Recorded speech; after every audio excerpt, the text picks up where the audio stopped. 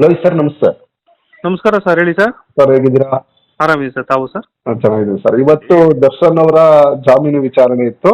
ಅದು ಅಕ್ಟೋಬರ್ 4ಕ್ಕೆ ಮುಂದೆ ಹೋಗಿದೆ. ಹ್ಮ್ ಈ ಬಾರಿ ಏನ್ ವಿಶೇಷ ಅಂದ್ರೆ, ದರ್ಶನ್ ಅವರ ಪರ ಸಿ ವಿ ನಾಗೇಶ್ ಅವರು ಕೂಡ ವಾದ ಮಾಡಿದ್ದಾರೆ ಇವತ್ತು.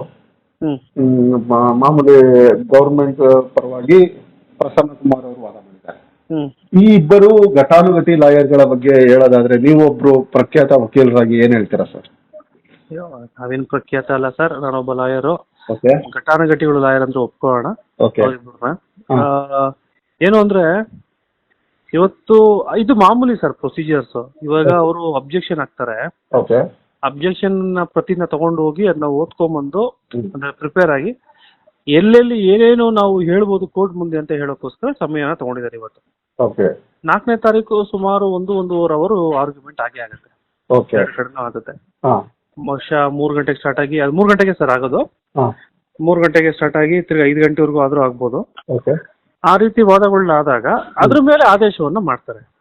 ಓಕೆ ಇವಾಗ ಸಿ ವಿ ನಾಗೇಶ್ ಅವ್ರ ಬಗ್ಗೆ ಹೇಳಬೇಕು ಅಂದ್ರೆ, hmm most familiar and most famous criminal lawyer. Okay ಯಾರಿಗೆ ಆರೋಪಿಗಳ ಪರವಾಗಿ ಹಾಂ ಮತ್ತೆ ಸರ್ಕಾರದ ವಿರುದ್ಧ, ಹಾಂ ಪೊಲೀಸರ ವಿರುದ್ಧ ಅವರೇ ಒಂದು ಇತಿಹಾಸ ಇದೆ ಸರ್. ಓಕೆ ಅವರು ಎಷ್ಟೋ ಕ್ರಿಮಿನಲ್ ಪ್ರಾಕ್ಟೀಸ್ಗಳನ್ನ ನೋಡಿ ನಾವು ಕಲ್ತಿದ್ದೀವಿ. ಓಕೆ ಮತ್ತೆ ಅವರ ಒಂದು ಇಂಟರ್ಪ್ರಿಟೇಷನ್ನೇ ಬೇರೆ. ಹ್ಮ್ ಸೊ ಆ ರೀತಿ ಈ ಕೇಸ್ನಲ್ಲಿ ಅವ್ರದೇ ಆದ ಒಂದು ಲೈನ್ ಹೇಳ್ಕೊಟ್ಟಿರ್ತಾರೆ, ಅದನ್ನ ಅವರು ಕೋಟ್ ಮಾಡ್ಕೊಂಡು ಹೋಗ್ತಾ ಇರ್ತಾರೆ. ಇದಂದ್ರೆ ಇದು, ಇದಂದ್ರೆ ಇದು ಅಂತ. ಹ್ಮ್ ಹಾಗಂತ ಸಿ ವಿ ನಾಗೇಶ್ ಹೋದ ತಕ್ಷಣ ಬೇಲ್ ಆಗ್ಬಿಡುತ್ತೆ ಅಂತನೂ ಅಲ್ಲ. ಹ್ಮ್ ಕೊಡಬಾರ್ದು ಕೇಸಲ್ಲಿ ಯಾರೇ ಹೋದ್ರು ಕೂಡ ಸಿಗಲ್ಲ. ಓಕೆ ಕೊಡೋ ಕೇಸ್ನಲ್ಲಿ ಸಿ ವಿ ನಾಗೇಶ್ವರ್ ಅಂತಾರೆ ಯಾರೇ ಹೋದ್ರು ಸಿಕ್ಬಿಡುತ್ತೆ. ಓಕೆ ಈ ಕೇಸು ಕೊಡ್ಬೇಕೋ ಕೊಡಬಾರ್ದು ಅನ್ನೋದು ಗೊತ್ತಿಲ್ಲ ಈಗ. ಹಾಂ ಯಾಕಂದ್ರೆ ಇದು ಚಾರ್ಜ್ ಶೀಟ್ ಆಗಿ ಇನ್ನೂ ಒಂದು 10 ದಿನ ಆಗಿದೆ. ಹ್ಮ್ ಮತ್ತೆ ಏನ್ ಸಂದೇಶ ಹೋಗುತ್ತೆ ಅನ್ನುವಂಥದ್ದು ಇವೆಲ್ಲವೂ. ಹಾಗೆ ಪ್ರಸನ್ನ ಕುಮಾರ್ ಅವ್ರ ಬಗ್ಗೆ ಮಾತಾಡ್ಬೇಕಂದಾಗ, ಹ್ಮ್ ಸರ್ಕಾರದ ಪರ ತುಂಬಾ ಒಳ್ಳೆ ಕೆಲಸಗಳನ್ನ ಕ್ರಿಮಿನಲ್ ಕೇಸ್ಗಳಲ್ಲಿ ಮಾಡಿದ್ದಾರೆ. ಹ್ಮ್ ಅವರು ಕೂಡ ಒಂದೇ ಸಮನಾರ್ಥರು, ಸಿ ವಿ ನಾಗೇಶ್ ಅವರ ಸಮನಾರ್ಥರೆ. ಹ್ಮ್ ಆದ್ರೆ ಸಿ ವಿ ನಾಗೇಶ್ ಅವರಿಗೆ ತುಂಬಾ ಬಲಿಷ್ಠವಾದ ಹೆಸರಿದೆ. ಓಕೆ ಹಾಗೆ ಪ್ರಸನ್ನ ಕುಮಾರ್ ಅವ್ರಿಗೂ ಕೂಡ ಹೆಸರಿದೆ ಕೋರ್ಟ್ನ ಆವರಣದಲ್ಲಿ. ಹ್ಮ್ ಮತ್ತೆ ಜನಸಾಮಾನ್ಯರಲ್ಲಿ ಸಿ ವಿ ನಾಗೇಶ್ ಅಂದ್ರೆ ಆಲ್ಮೋಸ್ಟ್ ಸುಮಾರು ಜನ ಗೊತ್ತಿರ್ತದೆ. ಹ್ಮ್ ಪ್ರಸನ್ನ ಕುಮಾರ್ ಅವರು ಅಷ್ಟು ಅವರ ವ್ಯಾಪ್ತಿ ಅಷ್ಟು ದೊಡ್ಡದಲ್ಲ. ಹ್ಮ್ ಸೊ ಈ ಎರಡು ವ್ಯಾಪ್ತಿಗಳ ಮೇಲೆ ಕೇಸ್ಗಳು ನಿರ್ಧಾರ ಆಗಲ್ಲ ಸರ್. ಇಬ್ರು ಯಾವ ರೀತಿ ವಾದವನ್ನು ಮಂಡಿಸಿ ಏನೇನ ಕೊಡ್ತಾರೆ, ಏನೇನು ಕೊಡಬಾರ್ದು ಅಂತ, ಇವಾಗ ಬೇಲ್ ಕೊಡಿ ಅಂತ ಕೊಡಬಹುದು ಅಂತ ಏನಕ್ಕೆ ಸಿ ವಿ ನಾಗೇಶ್ವರ್ ವಾದ ಮಾಡ್ತಾರೆ, ಹ್ಮ್ ಏನೇನ ಪಾಯಿಂಟ್ ಔಟ್ ಮಾಡ್ತಾರೆ ಅನ್ನೋದ್ರ ಮೇಲೆ ಇಂಪಾರ್ಟೆಂಟ್.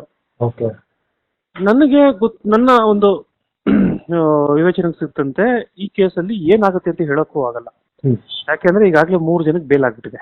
ಹ್ಮ್ 3 ಜನಕ್ಕೆ ಬೇಲ್ ಆದ್ಮೇಲೆ ಅವ್ರಿಗೆ ಒಬ್ರಿಗೆ ಹೈಕೋರ್ಟ್ ಆಗುತ್ತೆ, ಒಬ್ರಿಗೆ ಇದೇ ಕೋರ್ಟ್ ಸೆಷನ್ ಕೋರ್ಟ್ ಕೊಟ್ಬಿಟ್ಟಿದೆ. ಹ್ಮ್ ಹಾಗಾದ್ರೆ ಕೋರ್ಟ್ ಈಗಾಗಲೇ ಬೇಲ್ನ ಕೊಡೋಂತ ಈ ಸನ್ನಿವೇಶಕ್ಕೆ ಬಂದ್ಬಿಟ್ಟಿದ್ಯಾ ಅಂತ ಒಂದು ನೋಡ್ಬೇಕು. ಓಕೆ ಎರಡನೇದು, ಇಂಥ ಒಂದು ಮರ್ಡರ್ ಕೇಸ್ಗಳಲ್ಲಿ ಆರೋಪಿ 1, ಆರೋಪಿ 2ಗೆ ಹ್ಮ್ 3 ತಿಂಗಳು 4 ತಿಂಗಳಲ್ಲಿ ಬೇಲ್ ಕೊಡುವಂತ ಸಾಧ್ಯತೆಗಳು ತುಂಬಾ ಕಡಿಮೆ ಇರ್ತವೆ. ಓಕೆ ಸಿಕ್ಕರೂ ಸಿಗ್ಬೋದು, ಸಿಗ್ಲ ಅಂತ ಹೇಳ್ಬೋದು. ಆದ್ರೆ ಹೈಕೋರ್ಟ್ ನಲ್ಲಿ ಹೇಳಕ್ಕಾಗಲ್ಲ. ಹ್ಮ್ ಹೈಕೋರ್ಟ್ ನಲ್ಲಿ ಇವ್ರಿಗೆ ರಿಲೀಫ್ ಸಿಕ್ಬಿಡ್ಬೋದು. ಹ್ಮ್ ಸೊ ಇಲ್ಲಿ ನನ್ನ ಪ್ರಕಾರ ಡೌಟ್ಫುಲ್, ಬಟ್ 60% ರಿಜೆಕ್ಟ್ ಆಗುತ್ತೆ, 40% ಆಗುತ್ತೆ ಅನ್ನೋ ರೀತಿನೇ ಇವಾಗ ಇರುವಂತ ಪೊಸಿಷನ್ ಸರ್. ಈಗ ಅವಾಗ್ಲೇ ಹೇಳಿದ್ರೆ ಸುಮಾರು 1.5 ಗಂಟೆ ವಾದ ವಿವಾದ ನಡೆಯುತ್ತೆ ಅಕ್ಟೋಬರ್ 4ಕ್ಕೆ ಅಂತ ಹೇಳಿದ್ರಿ.